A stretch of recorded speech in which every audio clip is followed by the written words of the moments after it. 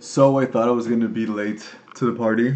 I mean, I am technically because this thing came out yesterday, but also on the it's gonna be a twofer this time. So it's gonna be two posts because one just happened to pop up a half an hour ago before I got home. So that's pretty exciting. So you guys are lucky to just get two in one right here. So now there's a new another skill that they got revealed, and it's called the Hunted. So basically, what it is in the beginning of your turn, you get to set this card face down. It's called the Hunted. You cannot activate it on the same turn that it was set, which was first turn or second turn, wherever you go. And also, instead of drawing four cards, if you're going first, you only draw three, and then so on and so forth. So it's kind of a good effect. I think for now in the decks that I see it right now, it could go very well with Amazonas. As you can see here with Relinquished as well. You send it because after it's been ritual summon, you could just summon it again via Monster Reborn or whatever, but we don't have that, so we have Call the Hunted at the moment. So that's pretty cool. They're showcasing here Buster Blader as well. I mean, it's cool that he's gonna come out there. Don't get me wrong, it's gonna be another counter for Blue Eyes, which would be pretty cool because you could just use Tribute Doll. It's spell, you tribute a monster, you can especially summon a level 7 monster from your hand. So that's a pretty good and easy way to summon this guy. And apart from that, I mean, they already just show like a little combo of Relinquish and Wonder Wand. You can send it while it's equipped, with the spell card, and also if it's already absorbed a monster in your opponent's side of the field, you send it, you draw two, and then you could activate Call the Hunted. It's kind of cool combo.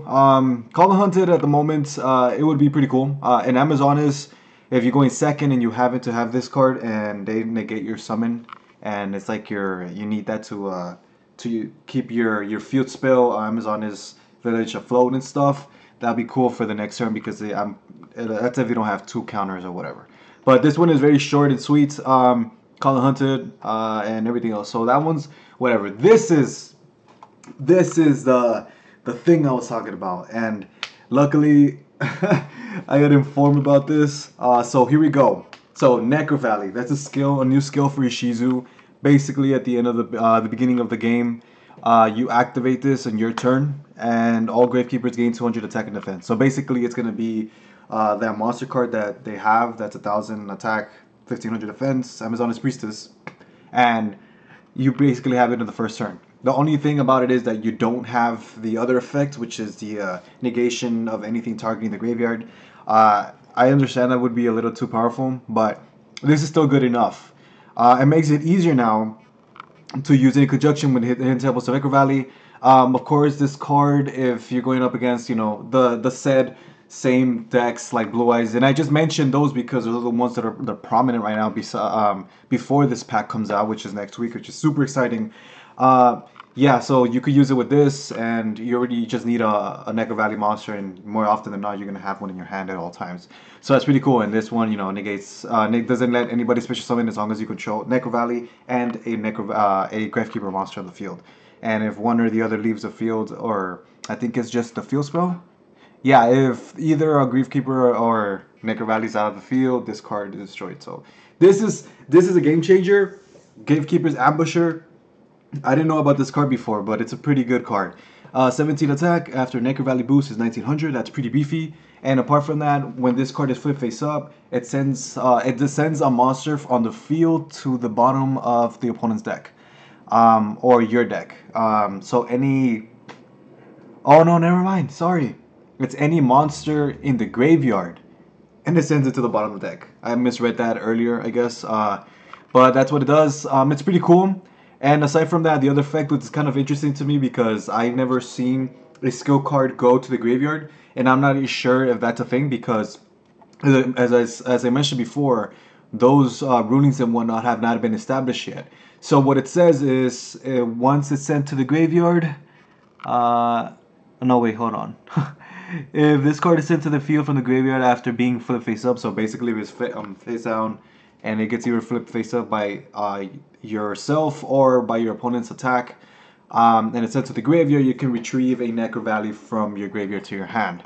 So that's what brings me to the next point, which is Tomb of the Pharaoh, the skill Necrovalley, is that going to go to the graveyard and stay in the graveyard instead of just dissipating and not existing for the rest of the game. So if that's the case, that's pretty cool. You could recycle it just in case people destroy it, because Twister is going to be a thing. What is it called? I don't know if Magic Jammer works on it. Probably does. But anything that gets rid of it, it would be terrible. Like the Wild Tornado and whatnot. So that's pretty cool. Apart from that, it's a 19B stick. That's pretty good. They don't have that. They only have, the strongest one was their boss monster, and even then you have to tribute summon. This one's a level 4, so it's pretty good. Veil of Darkness. Whenever you draw a dark monster in your draw phase, or any time, right? No, during draw phase, draw a dark monster. And if it's a dark, you reveal it. You can discard it to the graveyard, draw another card. It's okay. I guess it benefits them because they have Gravekeeper's Steely or Stele. So that'd be pretty cool. That'd be pretty cool combo. Like one or two of those, and then you recycle them back with your spell card. And aside from that, they added Magician's Unite and Efficient Wave Motion.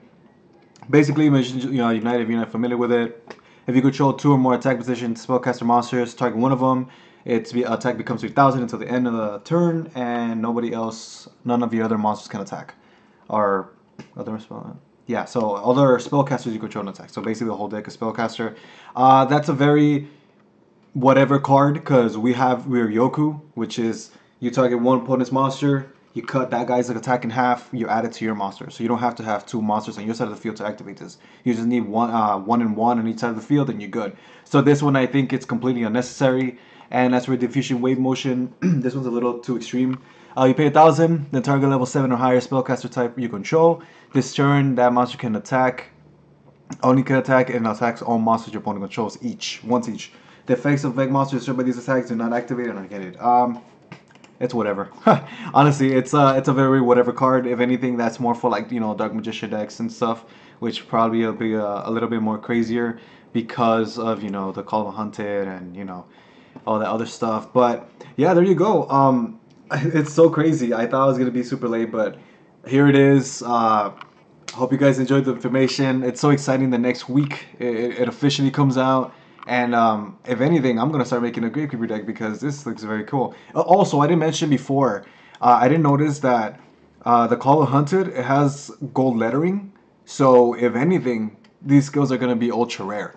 That's what I've been hearing and reading about on the different groups that I follow on Facebook, which I always leave links to them below in the description box. And it seems like Tomb of the Furrow might be on an ultra rare skill. I've never seen that in person. Obviously, we don't have that, and yeah, it's very crazy.